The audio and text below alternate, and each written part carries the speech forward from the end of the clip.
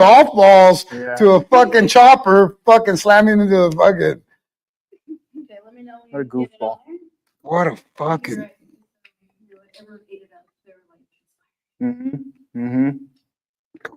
This shit is funny.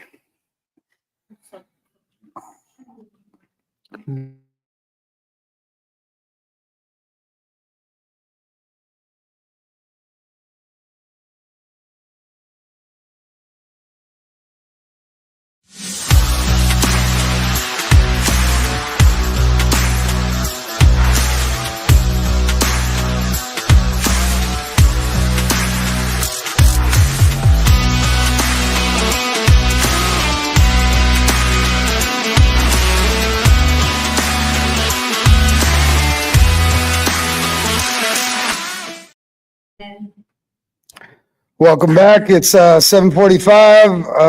I don't even know what fucking day it is. It doesn't matter. We're hot off the fucking mats. I think it's 12. 12 or Yeah. 13. Well, happy. Hey, that's right. It's the 13th. Today's So, the 13th. everybody, happy Valentine's Day week. I hope y'all are showing love to each other because the system says so. But yeah, man, we're just coming to you guys. We figured we'd do something a little bit different with the podcast today. I'm constantly reading, and I like to read because, you know, when we watch things, whether they're clips or news feeds or interviews and stuff, you know, you get lost sometimes in the terminology that gets thrown around. Do you retain information better when you read it? When I read, what I do is it allows me to focus on what they're not saying, not always what they're saying. Mm-hmm. Because I did a little short story on the Combat Maquina Instagram today, kind of mentioning double speak, you know, and politics is big on double speak. So is law, you know, so is healthcare. Yeah. All of our systems. They manipulate all their words. Yeah, absolutely. So what I figured today is we kind of singled out some clips, some articles. That way, everybody out there understands that this is stuff that's out in the news. It's out. If we take a quote, it's verbatim from the news, from whatever media source we take it from. I believe, Misa, you'll be posting the articles, and that way you guys can see. It's like we're not like. We picked these out because we thought it was interesting and funny, and it's what the world's dealing with. So before we start off, I want you guys to understand whenever we comment or opinionate on a clip, we're not taking sides. I'm not here to take sides. When it comes to politics, you don't have a party that you. No. I think when it comes, never understood it. No, the side that I'm most on, and this is why you know we're doing this podcast, is humanity. I think there isn't enough good information out there. I think there's a lot of bullshit propaganda. There's a lot of there's a lot of rhetorical rhetoric. There's a lot of euphemisms. There's a lot of double talk. There's a lot of manipulation. There's a lot of bullshit out there. So when I bring stuff up, I'll tell you guys the truth that I'll share my opinion, but I'll also I can look at it from a counter perspective. So when kind of a first article we're going to talk about today, we're going to cover a little bit of combat sports. And the first one was one that hit the airwaves, I want to say about a week ago, about Bryce Mitchell from the UFC, a UFC bantamweight, came out on his podcast and made some comments about Adolf Hitler, the Führer. Yeah, that were, you know, the guy has gotten attention by, you know, he's a flat Earth guy. He talks about, you know. Do you think the Earth is flat, or do you think it's round? Or do you even care? I don't give a shit. Yeah. I tell you what, if I have the resources to travel to the edge of this Earth, I don't even know if I would want to. If it's something that comes up, yeah, you know. Maybe, but the reality is that's kind of what this podcast is going to be about. Is we're going to take articles and stuff that's going on out there, that's news, or that the media wants to push, their narratives, their outlet, and we're going to kind of bring a balance to it. because that's what I truly think that our culture and humanity really need to focus on. We need to focus on balance. And a lot of things out there, they're made to tug at your emotional strings. They're made to make everything's a marketing scheme. And feel a certain way about it so that you'll take a side. And honestly, fuck sides. Like straight up, man. Everybody has a valid point, and if you believe in something strong enough, you're willing to argue and die for it, man. Then kudos to you for feeling that strongly about it. And if it makes you a better person and it helps you elevate yourself and benefit the people around you, man, like who am I to shit on that? You know what I'm saying? So we kind of want to use this podcast just to kind of let you guys know and kind of give you a little bit of insight on the fact that we can go either way with a lot of this stuff, because I live in the presence a lot, and I'm always aware and coherent of myself and my surrounding and my environment and the people that I have in it. I really don't give two shits about a lot of this stuff. Is it good to kind of know what's going on out there? You still want to be a well-informed individual. Yes, because and the reason for that is because we got to be able to adapt to what's going on in our environment, in our world. You got to know what you can do so you can do it. Yeah. So, find your balance, find your loopholes, find your path. And that's what we want to do here is we want to inspire, motivate, but not just inspire and motivate like influencers. Social media is just full of fucking just, stoic quotes and positivity. And the reality is, man, in this world, shit can't always be positive. You have to push through negative shit on a daily basis. There's constantly people and entities out there that are going to try to confuse you and sway you so that you buy something or so that you vote for something or so that you believe in something. There's no light without a darkness. I want people to start really believing in themselves and really working on, having a little bit of awareness of what's going out there, and then being dedicated to learning for themselves through their own awareness and their own sensory abilities. So that's what's going on with this podcast. Like I said, we switch it up because we fucking can. Because we can. We don't want to be stuck in like this is the way we have to do our podcast. Man, we do the fucking podcast however we want to do it. I mean, we change the setting. Look at fucking Bullet's happy. He doesn't seem to mind. We're all about going with the flow. So without further ado, we'll start with the first topic we're going to cover, which is the Bryce Mitchell thing. Yeah. All right. And the article came out, and I got it right here on MMA Junkie. And the topic was Hitler was a good guy, homophobic rant, basically. All right. And what I think is funny is I'll pull exactly what he said, what this article is saying, that he said verbatim. He goes, here's what I say about Musk hailing Hitler. So I guess the topic that got to Hitler was that Musk at the inauguration, the Republican inauguration for Trump, he did a kind of a Hail Hitler kind of thing. I thought that was, it's funny. Come on, man. It's funny. It's fucking funny. So this dude was commenting on it, and he goes, here's what I say about Musk hailing Hitler. Hailing the Nazis, I really don't think that he was, because I honestly think that Hitler was a good guy based on my own research, not my public education indoctrination. That's what Mitchell had said. All right. He also goes on to say some stuff about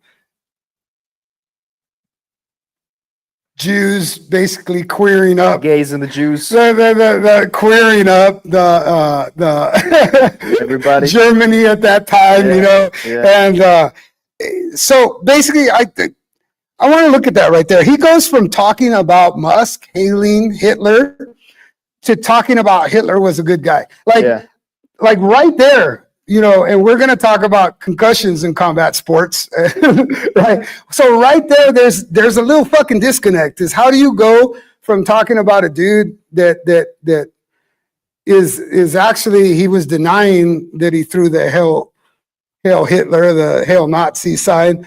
How do you go from that to saying that Hitler was a good guy? Like, and then I read this article, you know, and I go on and he says something. I really do think before Hitler got on meth, he was a guy I'd go fishing with. No. He'd want to go fishing with them after. He fought for his. Most entertaining. Well, this is what he thought was, you know, was honorable. He fought for his country. He wanted to purify it by kicking the greedy Jews out that were destroying his country and turning them all into gays. All right.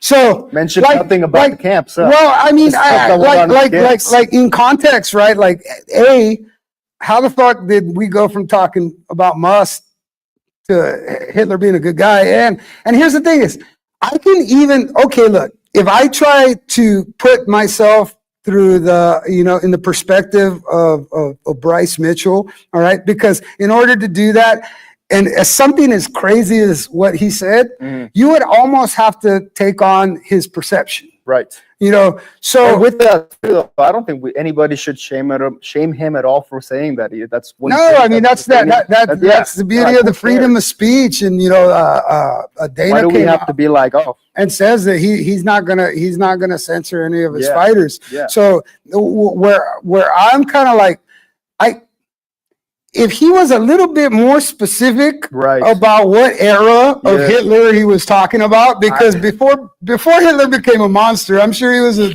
you know. You said that earlier. You were like a bit Dahmer, even when he was a kid. Was probably not a good person. Yeah, well, no, I mean there were signs and shit, but we would have to, you know, go back in that time and really try to wrap our brains around what it was, and you fucking can't. So.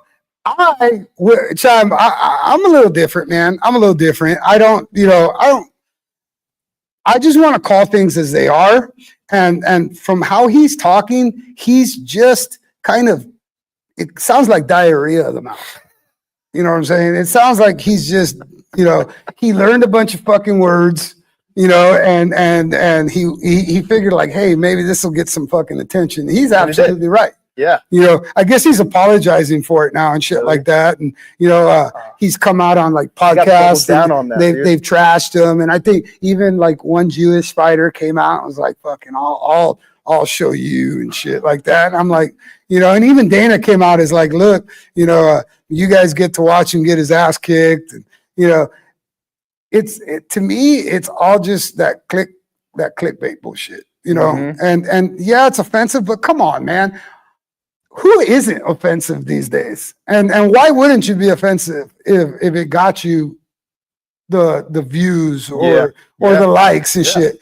You know, I don't have to try to be offensive. I kind of like am offensive sometimes, but I don't do genuine self. I'm being authentic, man, and it's just the way I feel about something, you know. And it makes it funny, but I don't have to apologize for it. But I also don't go out of my way to say shit so that people can tune into my podcast. Right. You know, it's a tactic, and in the Bryce Mitchell case, I think the world bid on it. Yeah, I did not. We're talking about it because that's what this podcast is about: is pulling content and really not feeding into the content the way society. We're sharing our perspective on it. Yeah, and then honestly, our perspective and then the reality of it is it's out there, so it makes us feel a certain way about it. Just like everything else out there. That's why I always say that everything out there is bullshit, man. It's bullshit. Like, really do your own research, do your own homework. You know, yourself. I don't hate Bryce Mitchell, and I don't never even met him. I don't hate, you know, Hitler, man. That's history, bro. I mean, that's undeniable what he did, the atrocities that he did. I don't even think that's open for fucking debate. So even bringing up his name in any other, you know, forum is you're spreading hate. And even if you're talking about it the way he was talking about it, you're still that the word Hitler automatically triggers hate, triggers ignorance. So for anybody that got, you know, charged about it, it's like, suck it up. Well, lighten up, folks. You know, lighten up, man. All this shit's out there because it's meant to do that. You know, and Bryce Mitchell, good luck, dude. Good luck with your theologies and your ideals on Earth and Jews and good luck with all that, buddy. So with that, that's kind of how we deal with certain shit like that. It's like, that was kind of funny the way he was a total jackass, But then you take that and then you move on because really none of that has any control over us unless we allow it to. And again, that's what alpha is all about. Alpha is about the beginning, and around here we don't really work with emotions like that. We that doesn't mean we don't get angry and we don't get offended, But like me, when I'm offended, I like bite back. You know what I'm saying? I'm an eye for an eye guy. So if somebody offends me, I just go to offend them right back. And if somebody bothers me, I just go on to bother them right back. You're not a passive aggressive person. No, not at all. I'm a confrontational motherfucker to the core. Yeah. I think you witnessed that. We got some stories. But it's proven again through and through that I'm the same individual under any kind of duress or any kind of controversy. Yeah. And that brings peace to you, doesn't it? Absolutely, man. You're staying true to yourself. Yeah, and like shit like that don't tug at me. Mm-hmm. It's entertainment. Yeah. And that's what it's for. So if you're not entertained by it, man, just fucking turn the page. Yeah. With that brings us to the second clip article that I wanted to share with you guys. And Misa, this is a good article about concussions because Bryce Mitchell definitely sounded like he's got some shit going up, flowing around in his head. And head trauma in combat sports is something that hasn't really been studied. No. They've studied concussions in football, but very lightly. Yeah, and the studies and experiments that they've done with football players about CTE has come out, but they haven't done that with fighters. Mm-mm. I think that there might have been a couple fighters that they donated their brains to science, and then they found out that they had CT. So, in the world of combat sports, not only do you take head trauma in your competition, you take a little bit of head trauma throughout all the training. So I thought this was a good article, and I'm going to go back. And this one was on Psychiatric Times. So what are some of the effects of concussion? Well, we're good. We're going to talk about it. I mean, because you've been concussed. I have. Times. Yeah. So, the title of the article is "More Than a Knockout: Structural Brain Effects in MMA Sparring," and what are the neuro psychiatric effects of sparring in mixed martial arts? And they did a new research that was presented in 2022 by the APA annual meeting. I can't even pronounce that motherfucking word. I ain't gonna try to. What's the word? It looks like elucids possibly the issues. I don't know. All right. Well, basically, it gets into talking about fighters when they're training withstand head trauma. So how do you balance that out? And we're going through that right now, getting you ready for March 8th. Yeah. Is we've gone through this whole kind of evolution of training since you started. Yeah. And if you recall the first year when you guys, before you even got into competition, there was probably a substantial amount of head trauma and duress for your whole body. Mm-hmm. And the point of that was basically to forge you guys, to make sure that you and Aaron were my first fighters. So I wanted to make sure that you guys were willing to take the abuse of the training and still. But even then, we took some precautions. Like, I know a lot of people don't wear headgear when they're sparring, or I don't wear smaller gloves. Yeah. And what I do it, and it started out as kind of like you definitely see better. Yeah, well, it started out as an incentive because at the beginning, you guys couldn't hit me. Yeah. But you were getting hit a lot. Mm-hmm. So I kind of made it an incentive because it made it realistic for you to make contact with an unhelmeted head. Mm-hmm. Fortunately for me, you know, I got some decent footwork, Pretty good head movement. pretty good head movement. You know, Crazy reach. yes, I have. Like- I have like 6 Monkey foot, arms. 6 foot, Yeah. 6'3.5" reach, and I'm only ridiculous. about 5'9", I so know. I use that to my advantage. But through the process, we've gotten. I mean, we've been in wars in here. You've been in wars out, even in Mhm. your amateur career. Mhm. You ended it with a couple good 5-round wars, and where you took some shots that you know we wish you wouldn't have taken, but Mhm. it was kind of part of the game. And in your opinion, from a fighter's perspective, how do you kind of see the evolution of our training and what kind of responsibility we take towards, you know, head trauma in MMA?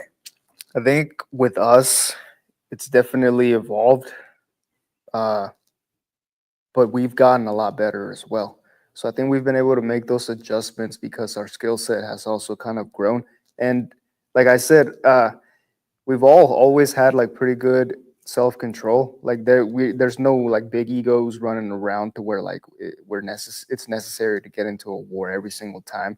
But usually when we did go a little bit harder, it was leading up to something. So it's not like it was happening every single No, freaking no, day of every we week. had a certain amount of weeks. Yeah, it was confined into a small window of time. Yeah, and So it wasn't- I remember I would prepare you guys. Yeah, I would even tell you guys like, hey, we're gonna Like I up the didn't tempo spend today. 6 months friggin' getting my brain bashed out every single day. Yeah. No, and then I would front load you guys before training. That way, you didn't see my aggressiveness as retaliatory. It was more, you know, we have to push a little bit. These guys are going to come out, you know, hot. Yeah. You know, and that's kind of what we focus on is learning how to spar and learning how to be in that chaos and be calm. Mhm. Because what I see a lot of, and I see it at the highest level, is there's an enormous amount of pressure and tension on these fighters. Yeah. You know, and you see it in their movements and you see it in their People are reactions. hesitant. You know, and then I watch training clips of stuff, you know, and sometimes you see it in their training too. So then I think to myself, Do you think it's happening because the cameras are there? I think the cameras have a little to do with it, but I think it's honestly the anxiety of, you know, fighting for keeps. Yeah, well, at the end of the day, it's all fully mental. It is all entirely mental. It is all mental. Mhm. Yeah, it is all mental. And that's kind of what we've done here is we've made sparring as more of establishing the mental fortitude to be able to endure crazy exchanges, Yeah. you know, high volume striking, the back and forth that, you know, we love to do, you know, the trading, you know, the standing with striking distance constantly Yeah, changing no, angles that's slightly. probably what took a good amount of freaking time was but it was something that you always mentioned when I first started training was getting comfortable in the pocket and just being close to somebody because instinctually you don't really want to be close to somebody that's punching at you. No, and if you watch any fighting right now, there isn't a lot of guys that are willing to stay inside. And when they go inside, I mean, they throw. I mean, look at the most famous knockout of last year with Holloway and Gaethje. Yeah. All right. Yeah. I mean, if you look at the video on that, and I'm sure anybody out there just look up Gaethje Holloway, you know, BMF title, and you'll watch. Like Holloway was a little bit more under control, but Gaethje was just like, I don't give a fuck. Yeah. I'm falling on Yeah. my sword. Yeah. I don't give a shit. Yeah. It wasn't technical. It was just. But you get a lot of that in pocket exchanges. In Yes, the you top do. levels, you get people closing their eyes. You get people. And that's what we look for. swinging like That's what we, you know, and that's why I think is part of why taking fights with Maquinas is a high risk, low reward. right. It's high risk because everybody knows we're willing to fucking go into the fire, There's no issue. and the low reward is that we're nobodies. Mhm. We haven't, you know, we don't have, we can't hang our hat on a UFC fighter or UFC legend. We can't, you know, we don't come from. Those aren't our origins. Just the dude living in Turlock, and you're just the dude living in Modesto. Yeah, just wanting to fight people and prove that we have a style that's superior, and we're willing to test it on any given day. Yeah. You know, so that goes in with this article. What I liked about the article is that at the end of it, what I want to bring home about everything is balance. And we do a pretty damn good job of balancing out our sparring, our teching, our Yeah. drilling, right? I think that And- is though because you do a good job at enforcing recovery. Yes. Yeah. Yeah. And well, and it's something again that is needed for what we're doing. Absolutely. But I don't think it's preached enough. No. And that's why when guys come in here, they're used to the frantic sparring. Yeah. And we are not frantic here. We're cool, No. calm, and collective. We don't give a fuck who you are, where Mhm. you're from, how big you are. That everybody hits hard. Everybody hits hard. And what I do like about this article is at the end of it, one of the guys working on this article said one takeaway would be that sparring in practice is not all good or all bad, as there are some good effects, some not as good effects. So basically, I get what he's saying. You have to spar in order to toughen the body for what it's about to go into. Yeah, and you develop timing, you develop rhythm, And you and develop and, reads. and again, your shins, sport. ramming your shins up Yeah. against somebody. You got to condition the body. You have to body toughen. And that's what I think we do a really good job of here. With our strength and conditioning, together with our drilling and our sparring, we do a really good job of body toughening. Yeah, That way our heads don't take as much. yeah. So for this article, how it kind of pertains to us is we find balance in sparring, and even the experimenter on this said that some of it is necessary. To me, I believe sparring is absolutely necessary. Yeah. I believe frantic, ego sparring. If you have a guy that's ego sparring or frantic sparring at your shop and you can't do anything about it, chances are you're probably doing it too.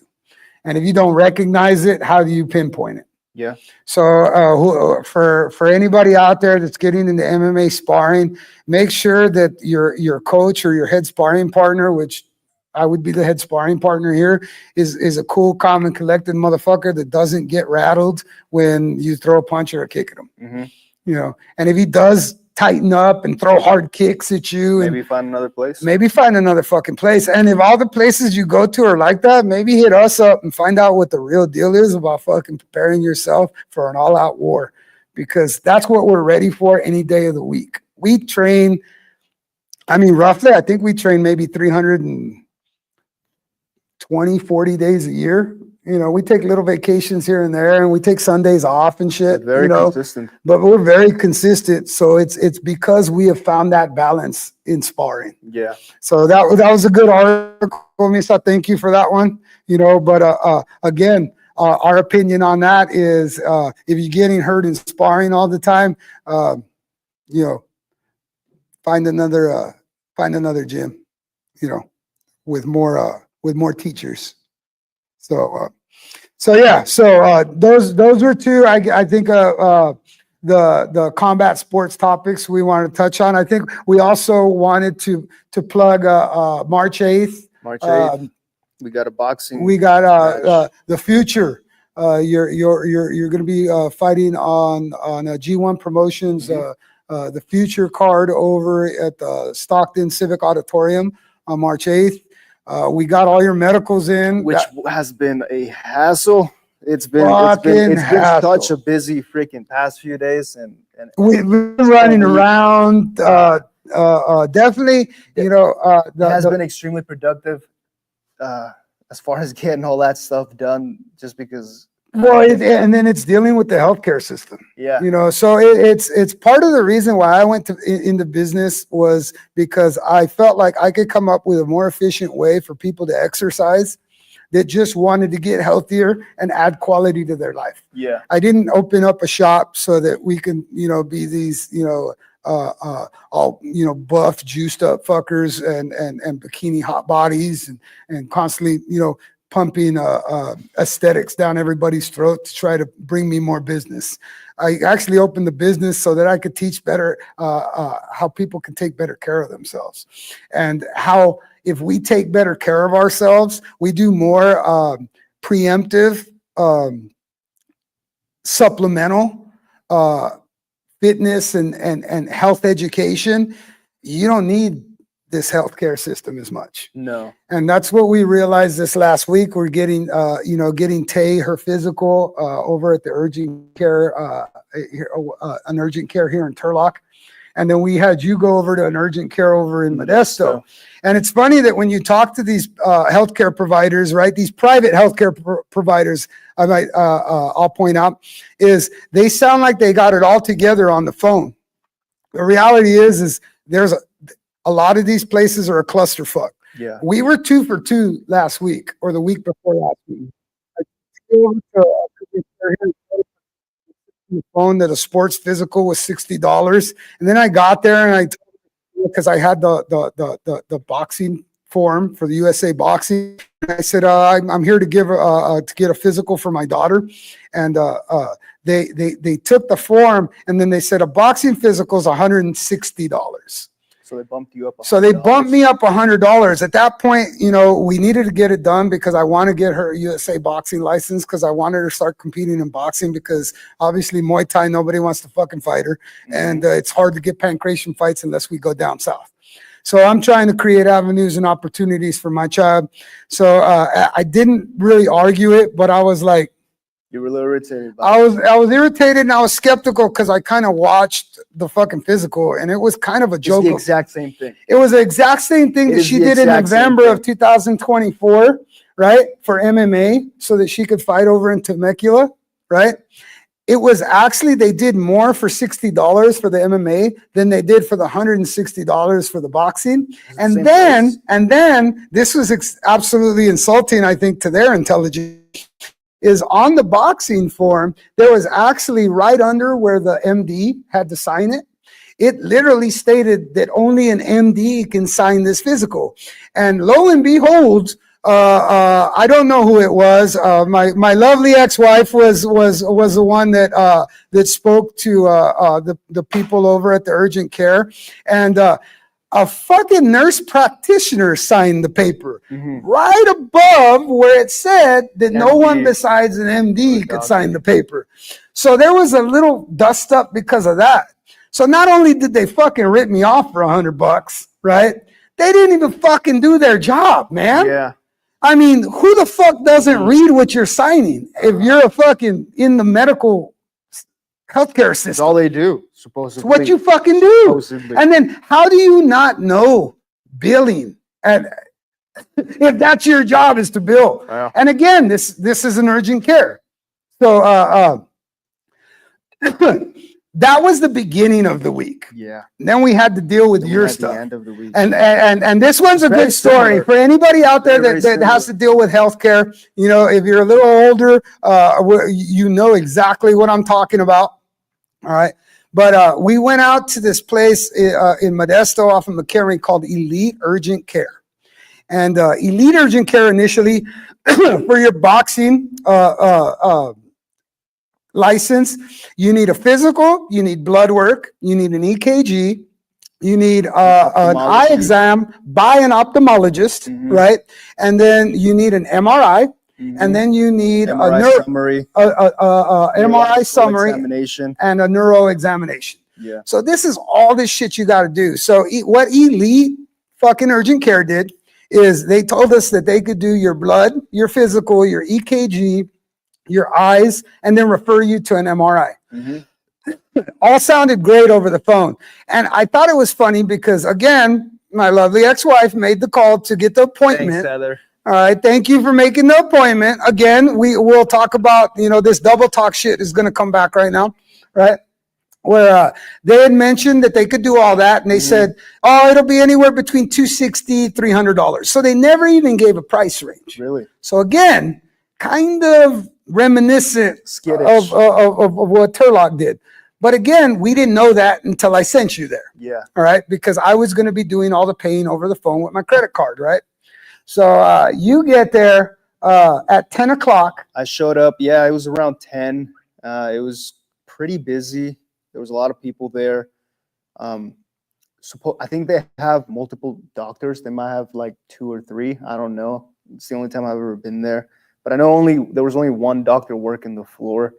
And when I got there, I obviously it was an appointment, so I thought everything was already scheduled. Usually when it's appointment, Yeah, yeah, I thought maybe I was- within 30, 40 I minutes. thought I you're was just gonna yeah. show up, check in, we were gonna pay, and everything was already scheduled to get done, right? So I showed up, I signed in, and everything seems pretty fluid, pretty okay. And then I sit down. Then they called me. They called the pay, and we paid. And then Well, what they did is they had you do a consultation, and then they did your EKG, and then they called me. Yeah, that's so- where I'm getting to. yeah. That's what I'm getting to. I paid, and then they brought me in the room. And in the room, I probably they took my blood pressure, then left, and then they came back and asked me a few questions, filled out a paper, and then they left.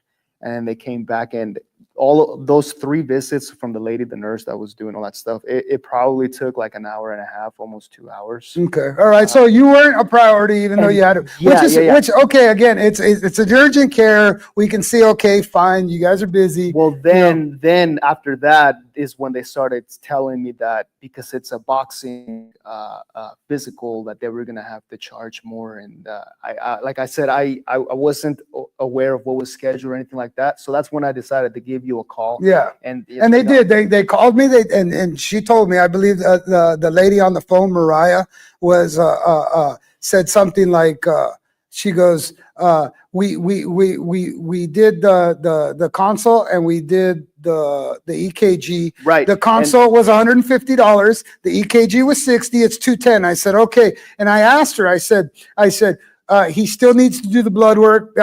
And then she goes, yes. And then I asked her, I said, okay, can you give me a figure about what the blood work? And so all of this. Wait. Yeah. What she says to me is, she goes, well, we don't know what blood work he's going to do.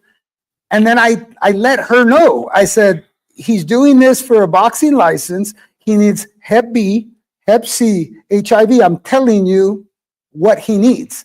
And she stood her ground, and she said, well, I don't know what that's going to cost. You're in billing.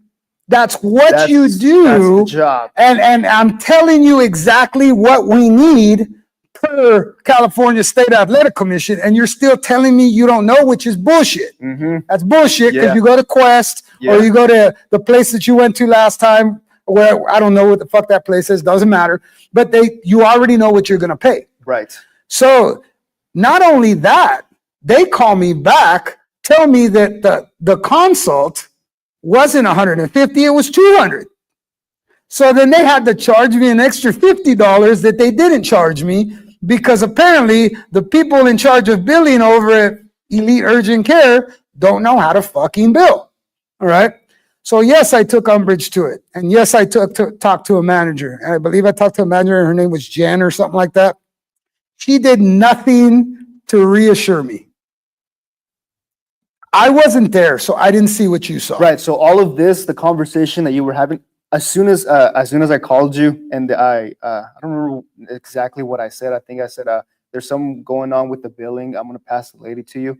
And I handed her the phone, and I thought she was gonna talk to you right there in the room that I was in. But immediately as I handed her the phone, she walked out and went to a different section of the building. Of course, because she was going to run drag on me. Right. So I didn't hear or anything that was going on between the conversation that you guys were having. Then that, I don't know, if you guys were on the phone for maybe like 5 to 10 minutes or so. Yeah. Right. She came back, and I saw the screen lit up with a text message, "Fucking idiots." Yeah. And Because that's how I I knew texted for you. a fact that the lady had seen it as well. Oh, I So wanted her to thought- see it. I thought that was pretty freaking funny.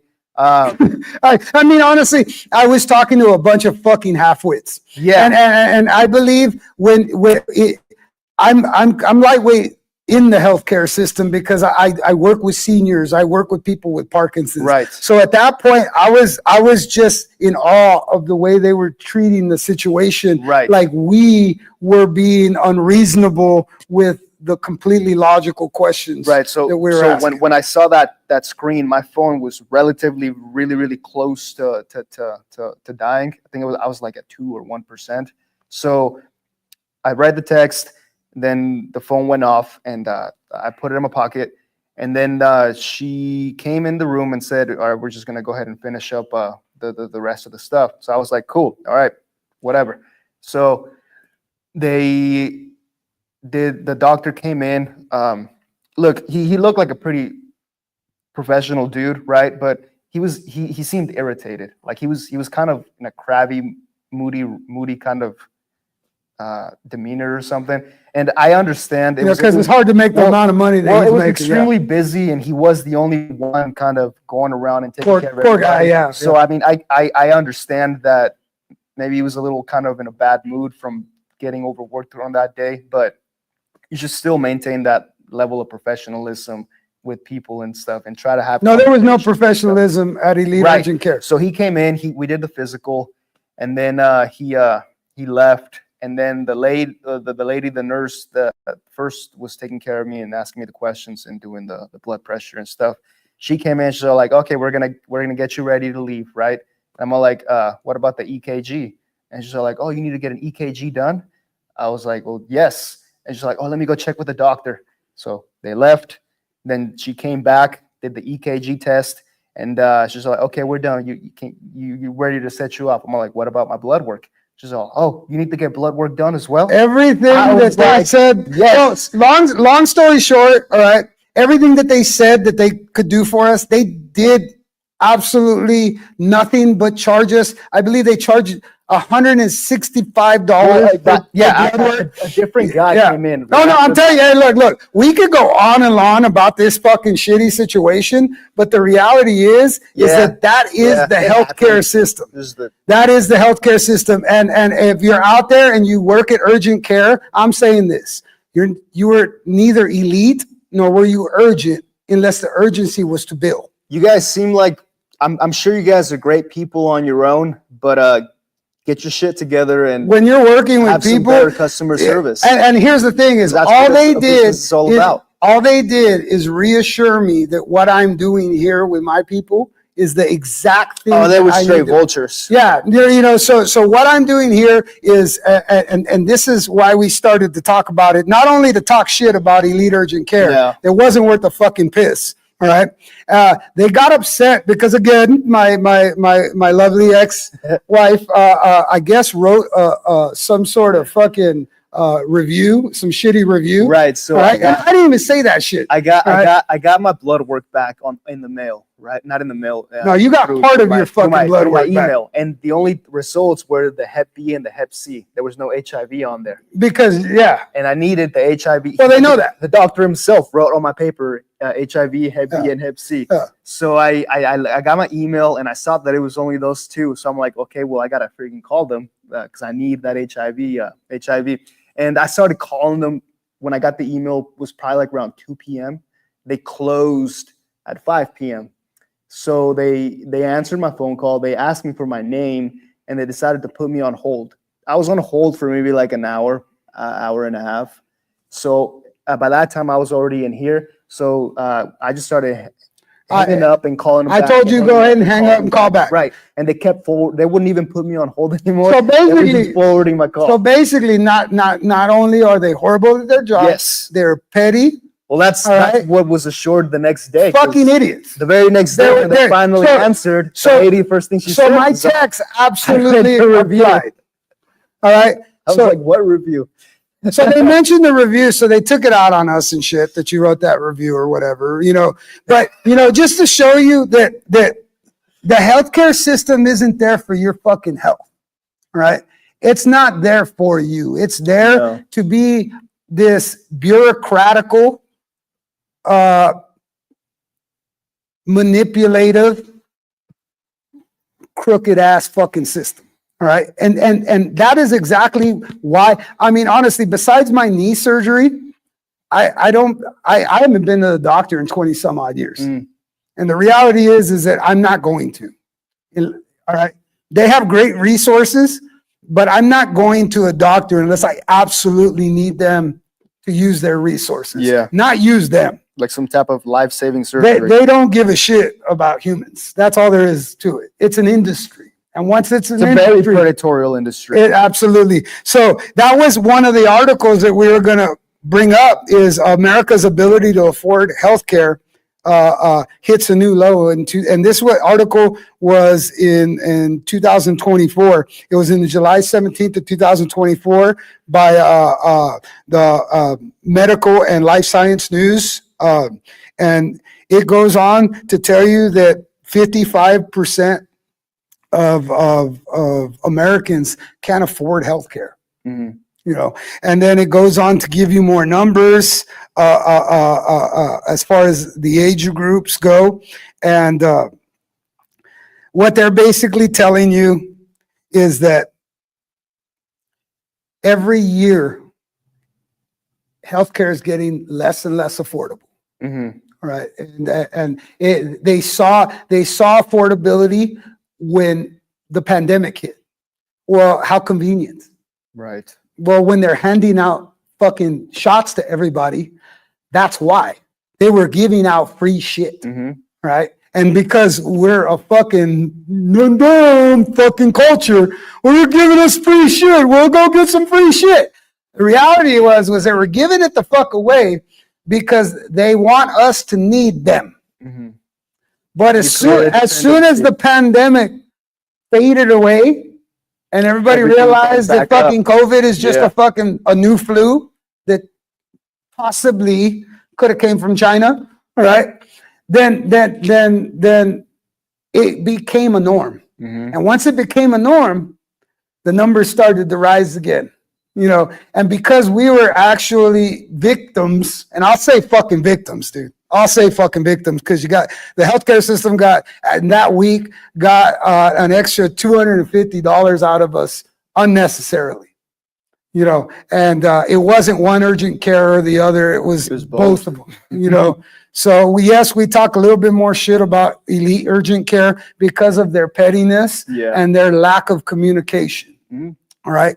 But that's one of the things we want to kind of bring we're not a fucking gym. We're a training center. And the only way you're going to get better at taking care of yourself is by training, by educating, by learning. All right. And that's one of the reasons why we take a cognitive approach to exercise is because you have to be present. You have to be aware because you're constantly being manipulated and lied to. I mean, these motherfuckers were lying to me on the phone. They were lying to me. I even asked the fucking manager, are you telling me you've never done these tests before on any? Oh yeah, no, we haven't. You fucking liar, Jen. Fucking liar. Right? You're full of shit. Your whole fucking company's full of shit. You had like 7 ladies back there and you guys are still full of fucking shit. You know?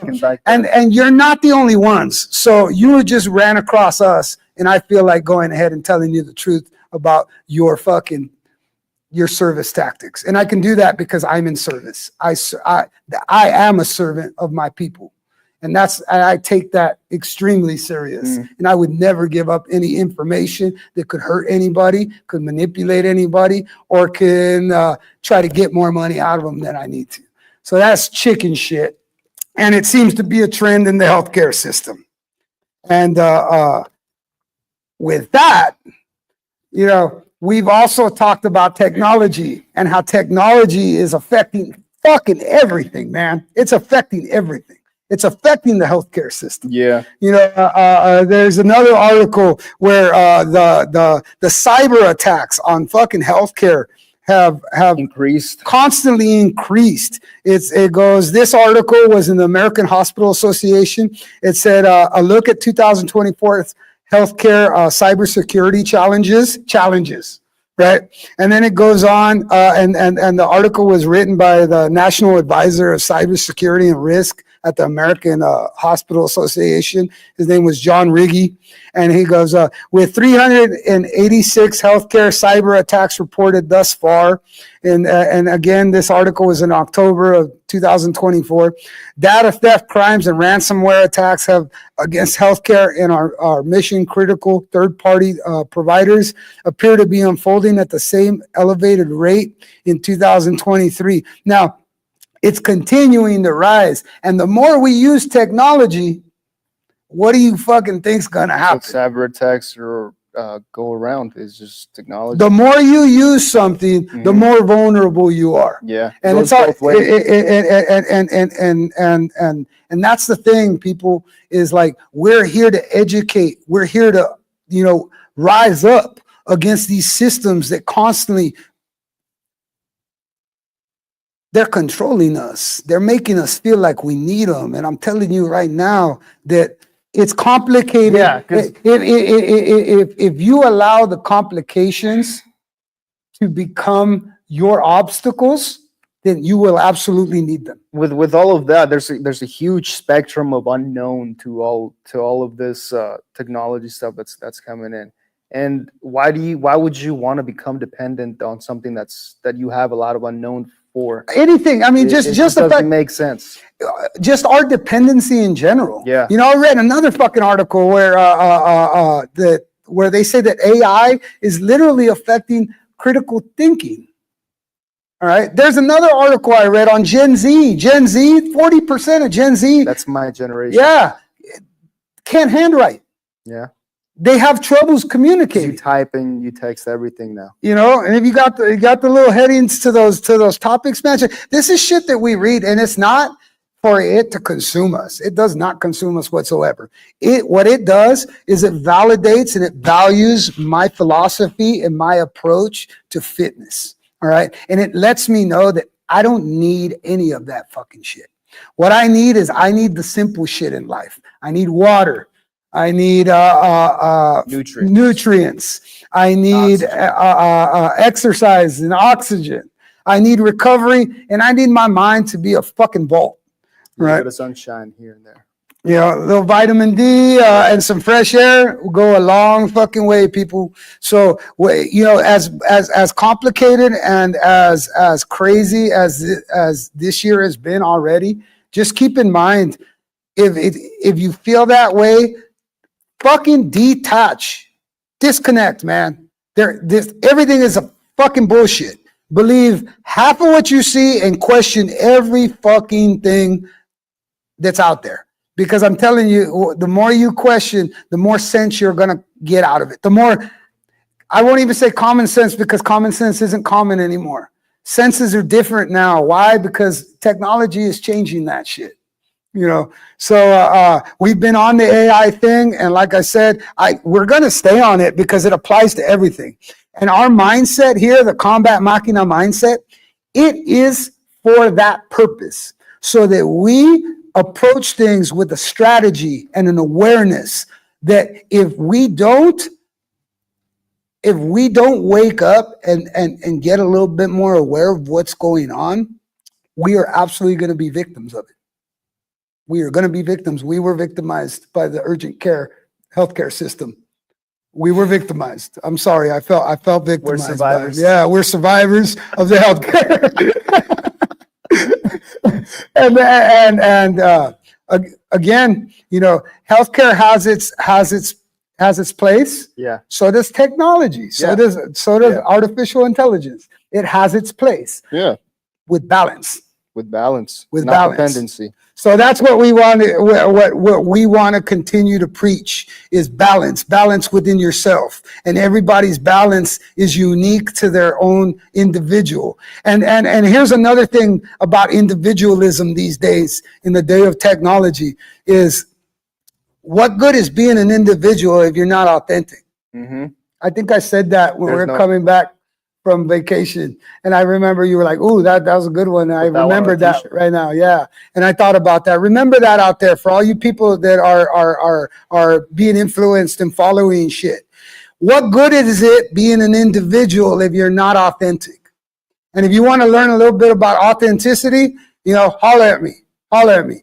If you disagree with anything I say, holler at me. Say something, please. I will take a balanced approach to everything that we talk about, and it's not my fucking feelings. It's just, it is what it is. It is what it is till it isn't. So take better care of yourselves through hydration, exercise, recovery, and educate yourself. Educate yourself, please. All right. With that said, the second part of trying to break away from all of this manipulative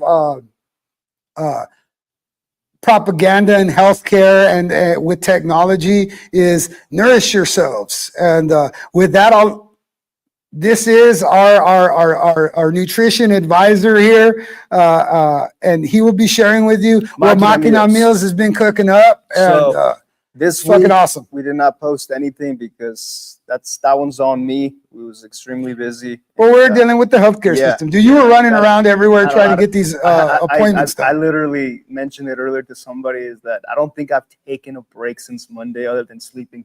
Just been running around all day getting stuff done. Yeah. But I'll read the menu off to you guys this week of what we got. And this week we got honey roasted sweet potato and yam. We got grilled chicken with barbecue sauce and roasted pineapple chunks. That shit was bomb. Yeah. That shit was bomb. And then we got barbecue grilled country style pork with roasted mango bits. So as you watch like our menus and stuff, and let's point out, you are a licensed food handler in the state of California. So we're not just dudes cooking shit up like, old fucking meth heads cooking shit up in our barn. You know what I'm saying?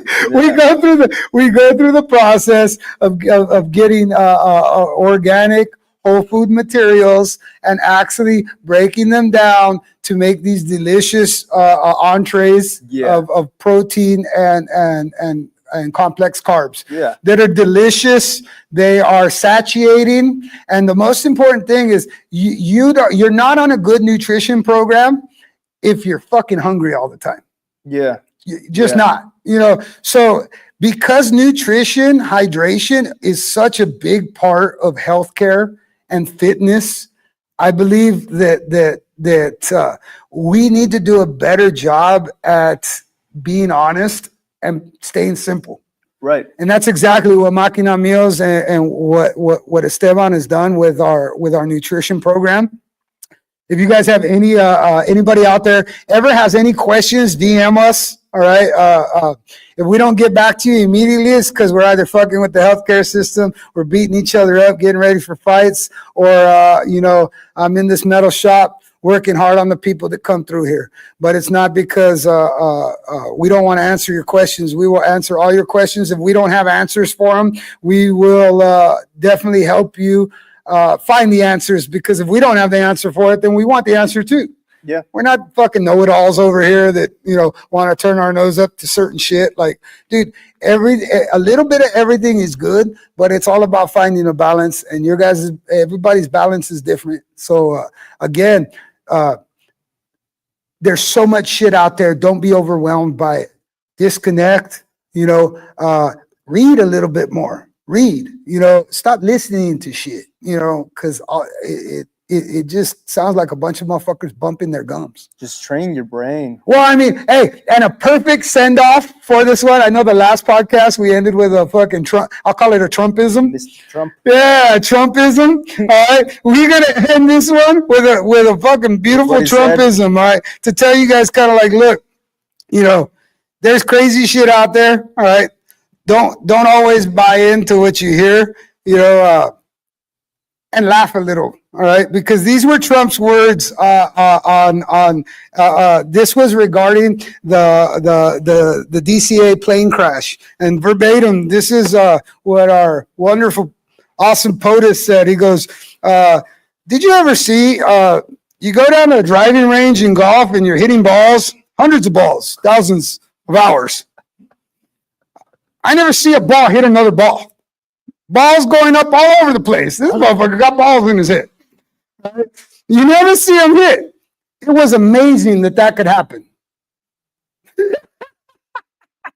Again, this is the leader of the fucking free world. Trump, I fucking love you, man. Because I said at the beginning of the year, you were going to give us some fucking gold this year, bro. Thank you for that. You're giving us gold, bro. You're giving us medicine. Oh, man. So I don't say that because I'm a fucking Democrat or I'm a Republican. What I say that for is that laugh, man. Laugh and realize everything out there is bullshit, right? People are going to share opinions with you, and they're free to do so. Don't take it to the fucking heart so much, man. All right? It's not like you're in a fist fight with one of us. You're going to be all right. All right? Even if you are in a fist fight with one of us, you know, you're still going to be all right because we ain't going to kill you. We're not here to kill people. All right? We're here to help. If you get in that fucking cage with us for money, well, then, you know, you're there to kill us. So we're an eye for an eye. So that's just because that's that environment. The reality is we're bad dudes with good intentions, man. And we're out here to educate and uplift the community and really dissolve a lot of the bullshit of the fitness industry because it's bullshit. It's all fucking steroids. It's all lies. It's all propaganda and sales. Healthcare, same fucking thing, man. It's about it's about the ducats, and it's not even about fucking cash because everything is trying to go digital. But around here, we still do cash and check. So come on through. Anybody that does cash and fucking check can't charge you an arm and a leg, can they? What's up, Ma?